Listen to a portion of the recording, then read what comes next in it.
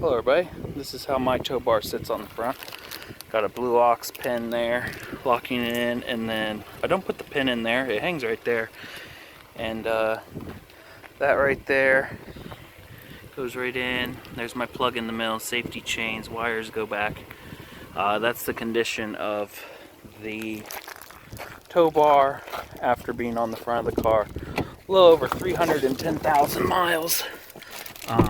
It's been on the front 310,000 miles, and it's never come off the car, and we're hitting 161,000 towing. And I got to times that by 2 because my job, I drive a camper with my car on the back one place, and then it doesn't tally that miles, so it only tallies the miles home. So I got 161, and the car, that's about all it does is this. So that tow bar never came off. It's lasted this long. I'm going to do a review on the tow bar pretty soon to show the pros and cons and really the condition after 300,000 miles of wear and tear. Yeah. I have the convenience of having a backup camera on my motorhome that I'm currently driving. Don't rely on the backup camera. It's very misleading. Sometimes the cameras are not even centered. I back up until I feel comfortable looking in the mirrors, making sure I'm not hitting anything else. A lot of people have tight driveways.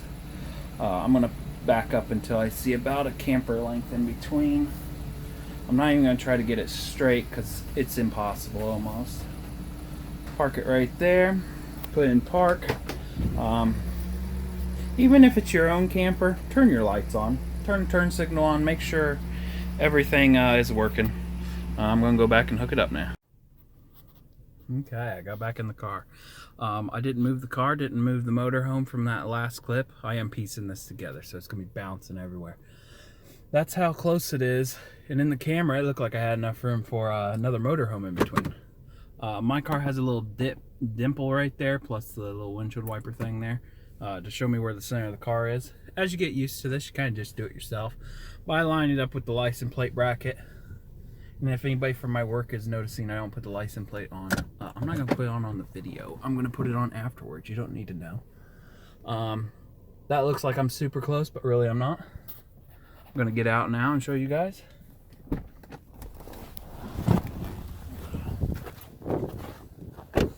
Plenty of room in between. This is the setup I'm running. Got the tire chains. Geez, all this snow is getting me all baffled. There's the safety chains. I never really undo them all. Just make sure you're doing them right. You're not hooking the same one up to the spot. I'm using a 10-inch drop on this one. I do have a 6-inch drop. And then there's my 6-way to 7-way. I use that to charge my battery. Plus, I have a little bit more accessories in the battery booster that's in my car.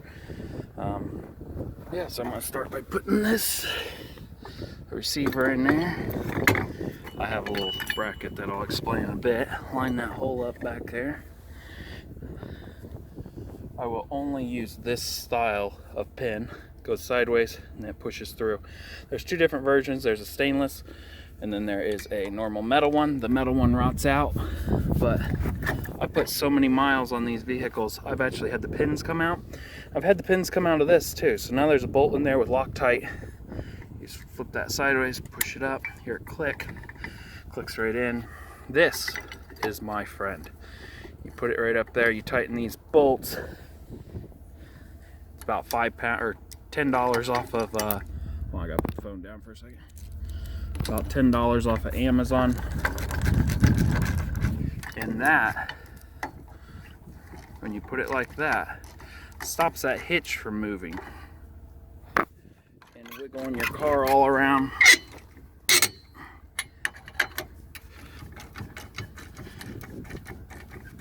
They have one that goes across and down. I don't really care for that one. I've had this one before. Yeah, see, that don't move at all. Gets rid of some of the wiggle, because like this, you got all this wiggle, and I don't know how many times I've tightened that down. Put washers in there, so I'd quit doing that. No success. Okay, so now you're just gonna get the car closer. Some people open that up and lean against their car. I don't. I appreciate my paint that's still left on the car.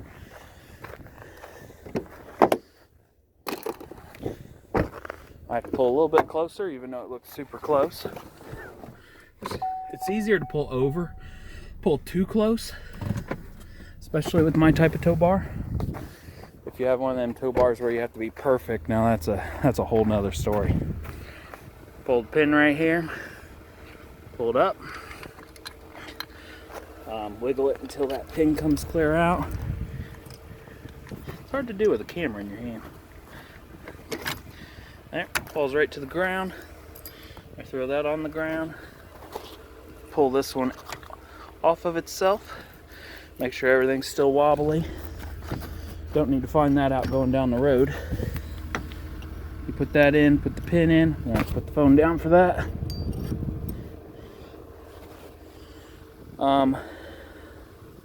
I use a pin on this side. That is actual Blue Ox with the cap on it. Oiled monthly, froze right up within a month. There's little balls in there that are on the back side that are in there. They're toast. They froze right up, meaning toast that they're never going to work again. Pull your pin out, flip that up. Now, since I do so many miles, I always pull it out all the way. Make sure it will lock out by itself. And I push the pins down to make sure it'll collapse itself. Mine's a bit stiffer than yours is. Then you're going to pull that out, clip it in, make sure the ball's down, make sure your ball's tight too. Push that down, put the little pin in there. I would recommend putting a lock on here, because if you're camping somewhere and it's nighttime, somebody pull that and your car's still in neutral, your car rolls right away. Now, neither of these are locked in, but I know they do lock in because I just tested them. So you want to get in your car, be super quiet. I put in reverse and slowly creep until one clicks in. That way I know at least one is clicked in. I don't even really hit the gas. I let the car do it itself. I'm in snow, so I gotta hit the gas.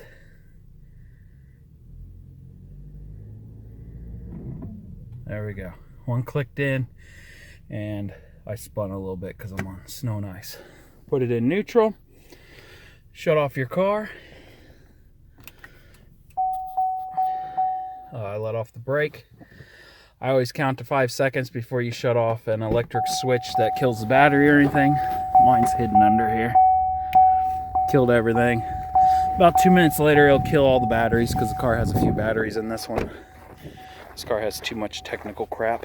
So one of these is locked in. We don't know which one, but at least one's locked in. The other one should lock back in anytime.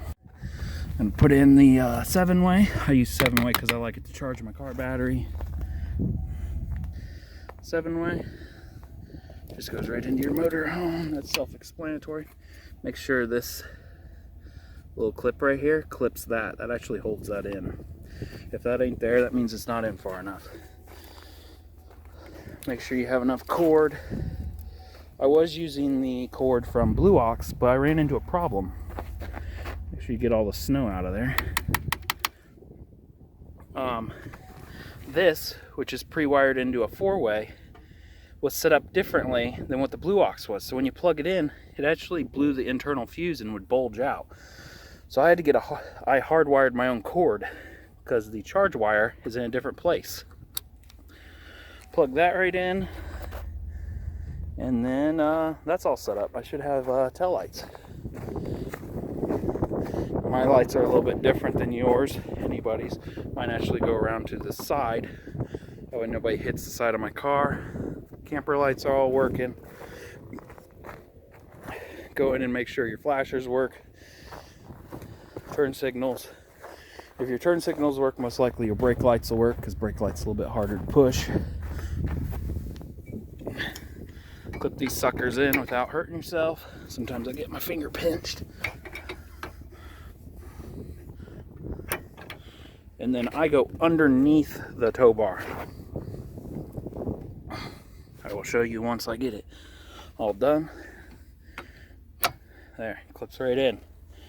Now that tow bar bracket right there bolts straight to the front bumper of my car. I put it on. If that breaks, your bumper breaks off, then it's around your subframe, I guess, on the front of this.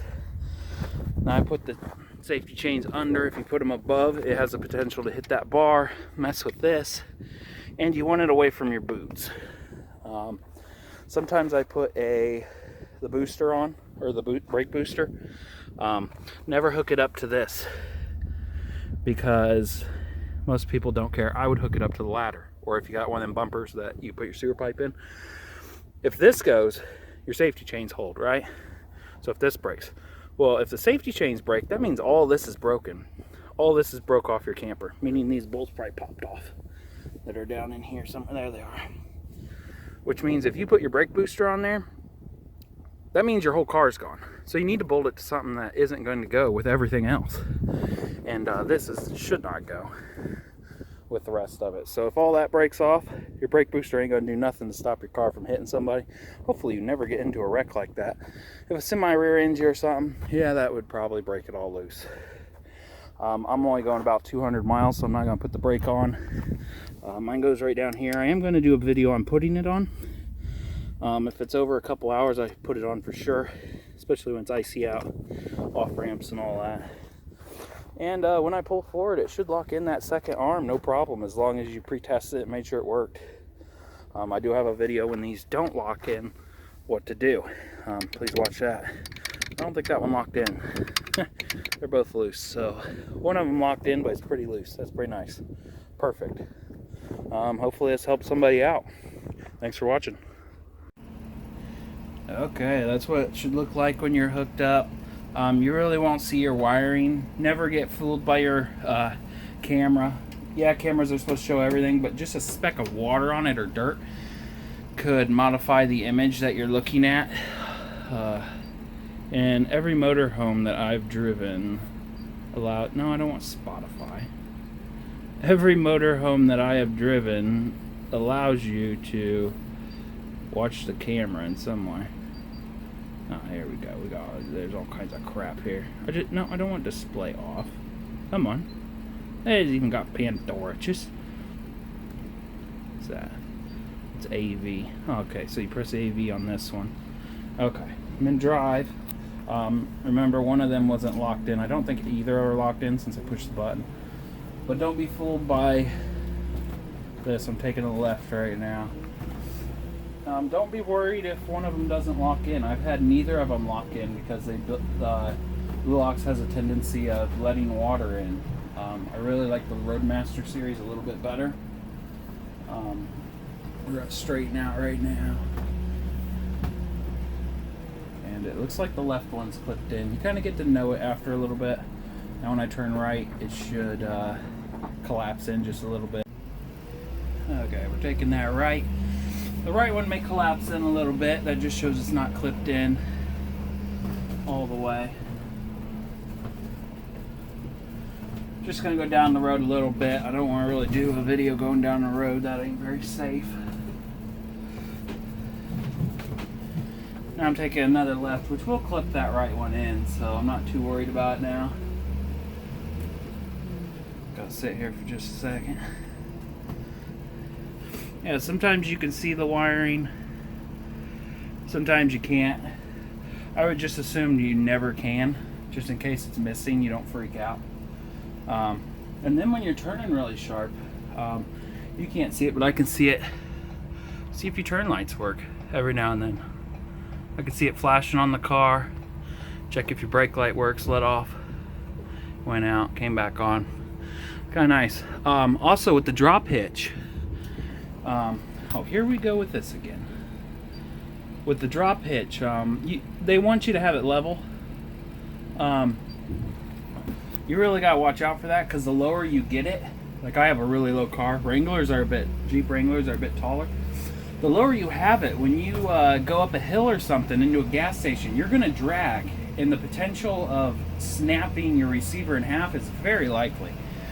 I have an aluminum one. I normally use 90% of the time. I have no problems with it, but I'm always scared I'm gonna break it because I bottom my receiver out all the time, and I never have it level, ever.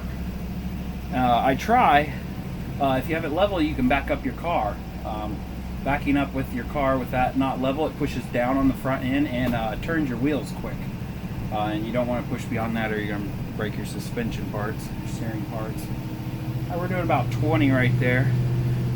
If one of them was off, the car would just kind of be moping around a little bit. I want to also say with this, my car has all kinds of sensors, hundreds of them, too many, way too many. One of them is I can check with my Chevy app, my tire pressure, but that's not instant. For $20 you can get a 4-in-1, or you can get them for $150. They're the same ones in RV shop, and they will instantly show you your tire pressure and how hot they get. And I just put it right up on the dash, and if a tire blows out, even if you're hauling a trailer, it only takes less than a half a mile, less than a minute if you're doing 60 mile an hour, to just destroy your car. We're coming to a stop right up here. And I run them sensors so I know I'm not destroyed. I'm not throwing parts on someone else on the road.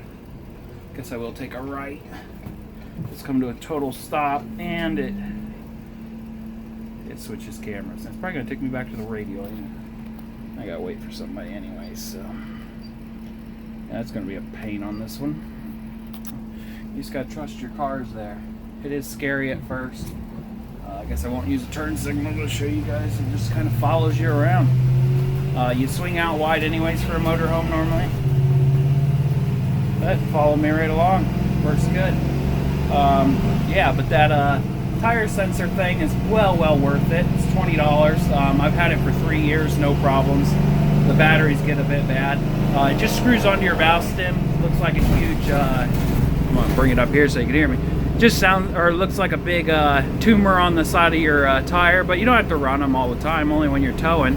But if you care about your vehicles, and most people I see drive or towing really nice vehicles, yeah, you may want that.